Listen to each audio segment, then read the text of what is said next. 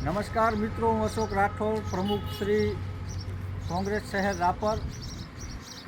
જેમાં થોડા સમય પહેલાં આ ઢુવાડા તળાવનો જે મુદ્દો હતો એનામાંથી શીખ લઈ કે ભાઈ ભ્રષ્ટાચાર તમે કરી શકો છો, ખુલ્લે આમ કરી શકો છો, એમાં કોઈ કાર્યવાહી ના થઈ, એટલે કોન્ટ્રાક્ટરો પાલિકાએ બધે આમાંથી શીખ લઈ અને આજે નગાસર તળાવનું કામ ચાલુ છે. આપ જોઈ શકો છો આ તળાવના બ્યુટિફિકેશનનું કામ ચાલુ છે. આ જગ્યા જે તમે જોઈ રહ્યા છો, અહીંયા પહેલાં પથ્થરોનું પેચિંગ હતું, એકદમ બરોબર પરફેક્ટ હતું. મેં મારા જ્યારે આંઢોરા તળાવનો મુદ્દો ઉપાડ્યો હતો ત્યારે એ મુદ્દામાં આ કામના મેં વખાણ કર્યા હતા ઘણા બધા કે ભાઈ તળાવ તો નગાસર તળાવમાં એ કામ થયું છે, પણ એ કામ એકદમ ઓકે છે, એમાં મારે કોઈ પ્રશ્ન નહોતો. એટલે જે પથ્થરોની પેચિંગ હતી બિલકુલ ઓકે હતી. તો હવે એમને કર્યું એવું કે ભાઈ હવે ભ્રષ્ટાચાર કરવાનો કોઈકને કોઈક તરીકો કાઢવો અને થોડાક દી શાંત બેસે તો ઘરે પૈસા ખતમ થઈ જાય, એટલે પાછું નગાસર તળાવની એ પેચિંગ બ્યુટિફિકેશનવાળી તોડી નાખી છે. આ પથ્થરોની પેચિંગ હતી, આ પેચિંગ તોડી અને ઉપર અહીંયા જે આરસીસીનું કામ કરી રહ્યા છે હું તમને બતાવું. કેમેરો અહીંયા લઈ આવજો. આ આટલી જાડી આરસીસી નાખે, જો એક જ કાંકરી પછી ડાયરેક્ટ જમીન દેખાઈ જાય.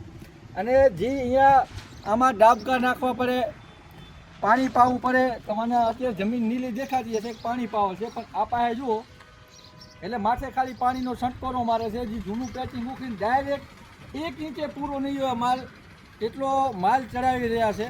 અને બાકીના જે ટેન્ડર મુજબના પૈસા વધતા હશે એમાં નગરપાલિકાના ચીફ ઓફિસર હશે, પદાધિકારીઓ હશે, કોન્ટ્રાક્ટર હશે, 2-5 બીજા ભાજપના મળતિયાઓ હશે, આમના ઘરે આ કમિશન જશે. આ કામ હું તમને ગેરંટી સાથે કહી દઉં છું કે 4 મહિના આ આરસીસીનું આ જે કામ છે એ નહીં હાલે. એટલે રાપરમાં છેલ્લા કેટલાય સમયથી તમામ કોન્ટ્રાક્ટરોને, તમામ અધિકારીઓને છૂટ આપી છે કે તમને મન ફાવે એમ ભ્રષ્ટાચાર કરો. આમાં મેં કીધું કે આ એક ઇંચ જ આરસીસીનું નાખેલ છે અને આમાં 1 ઇંચ નાખવાના કારણે જ સામે જે ભાજપનું કાર્યાલય છે ને એ મજબૂત બને.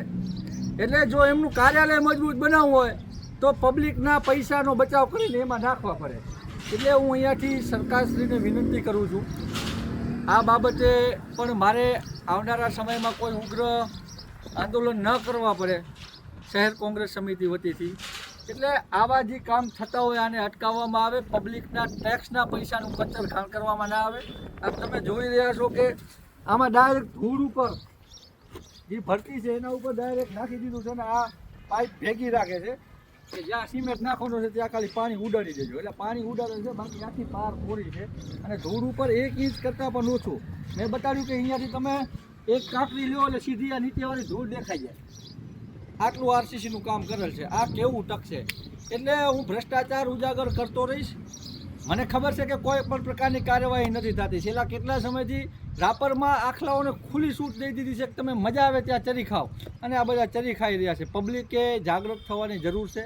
આવા ભ્રષ્ટાચારો હું તો હજુ નગરપાલિકાને વિનંતી કરું છું કે કામ ક્યાંય પણ થતું હોય તો બ્યુટિફિકેશનના કામ સારી રીતે થાય. નગાસર તળાવથી કરી અને ત્રંબોતરણ રસ્તા સુધી કરોડો રૂપિયાની ગ્રાન્ટ મંજૂર થઈ છે શહેરને બ્યુટિફિકેશન કરવાની. મારા જાણવા પ્રમાણે માહિતી મળી છે એમાં લગભગ કંઈક 7 કરોડ ઉપરની આ ગ્રાન્ટ છે. પણ એ 7 કરોડની ગ્રાન્ટમાં આવા લોટમાં લીટા કરી અને જે ભારતીય જનતા પાર્ટીના પદાધિકારીઓ અને નગરપાલિકાના ભ્રષ્ટ અધિકારીઓ મિલી ભગત કરી અને હું કહું છું ટેન્ડર મુજબ 40% પણ કામ થઈ રહ્યા નથી. જેથી પબ્લિકે જાગૃત થવાની જરૂર છે અને આવા ભ્રષ્ટાચારી શાસનનો અંત આવવો પણ જરૂરી છે.